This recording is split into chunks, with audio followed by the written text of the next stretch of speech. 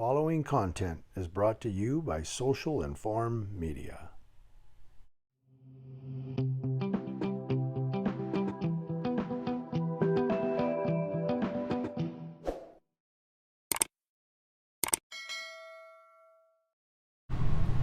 This one is brought to us from WMAR2news.com to Baltimore. Out of Maryland, here's another one where you taxpayers in Maryland are going to make it rain. Because relatives of 19-year-old Anton Black, a black man, who died during a struggle with police officers in Maryland's Eastern Shore, have reached a $5 million partial settlement of the wrongful death lawsuit, an agreement that also requires improvements in police training and policies, family attorneys announced Monday. Improvements in police training. So doing this police training, we're going to do more training. You think they care? Well, I've been a cop for 8 years. They ain't going to fire me. I get written up. Big deal. I've been written up before. That's their thinking. The family's federal lawsuit accused police of using excessive force on Anton Black after they chased him and tried to restrain him outside the family's home in the rural Greensboro, Maryland in 2018. It took them 4 years to get this. Officers handcuffed Black and shackled his legs before he stopped breathing. The lawsuit also accused police of trying to cover up an unjustified killing by falsely claiming that Black was high on drugs and exhibiting superhuman strength. That would be PCP, angel dust. Black's death fueled calls for an independent investigation and inspired legislative reforms. A state law named after Anton Black expanded public access to records about police disciplinary cases, and it took effect last September. From what I've heard, they're blocking those. That came out. Now the public has access to records about police disciplinary cases, but I've read a few things where some of those cases where the public goes to FOIA, those records, they get blocked, or he's under investigation, so or whatever. So those laws, it's dog and pony show. Now the lawsuit settlement resolves the family's claim against 3 Maryland towns: Greensboro, Ridgely, and Centerville, and several individuals. Former Greensboro police officer Thomas Webster IV took his pension, and he's a former. He took his pension and ran. Former Greensboro Police Chief Michael Pettio, ditto. Former Ridgely Police Chief Gary Manos, ditto.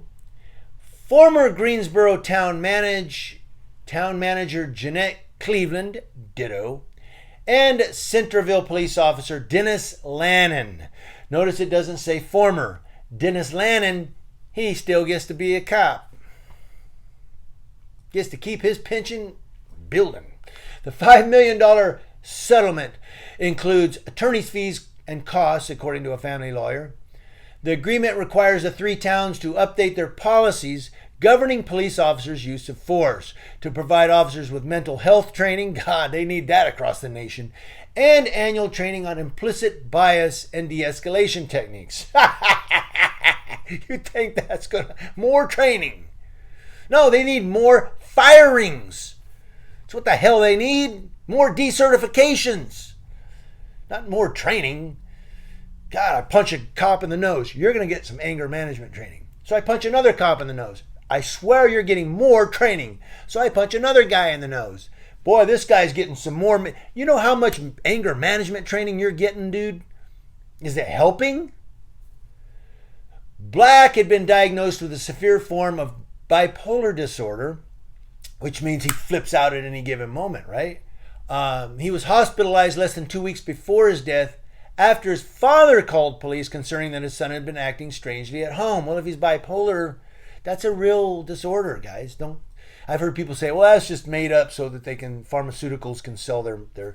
No, bipolar is real. People just you get anxious, And the agreement doesn't resolve the family's claims against former Maryland Chief Medical Examiner David Fowler and the state medical examiner's office. The medical examiner's autopsy report listed Anton Black's death as accidental and said a congenital heart condition, mental illness, and stress from the struggle likely contributed to his death. Well, you said it right there, from the struggle. Had they not freaking went off on him and just, let's get him some mental health help, he'd have been okay.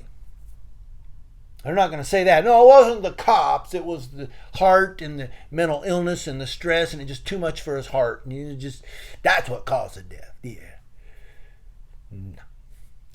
So if I hit someone with my car because I ran a red light, and the person lives and I take him to the hospital, and then he gets an infection in his leg that I hit, and the infection goes through his bloodstream to his heart and he has a heart attack, well, he didn't kill the guy. The guy died of a heart attack in the hospital. Same thing. When the cops kill somebody, they go, well, he had too much drugs in his system. Well, if they hadn't had him in a chokehold, he wouldn't have died that way. An expert for the lawsuit's plaintiffs, a cardiologist at Johns Hopkins University, concluded that asphyxiation was the cause of Black's death.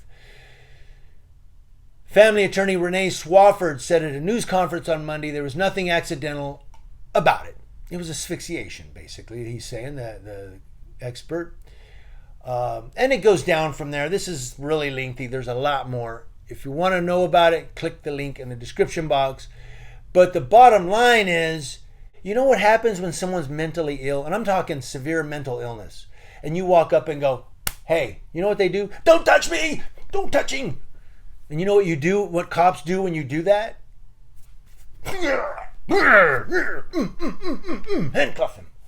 Instead of, okay, I'm not touching. We're just here to talk. You know, they don't know how to do that. They know how to go hands-on.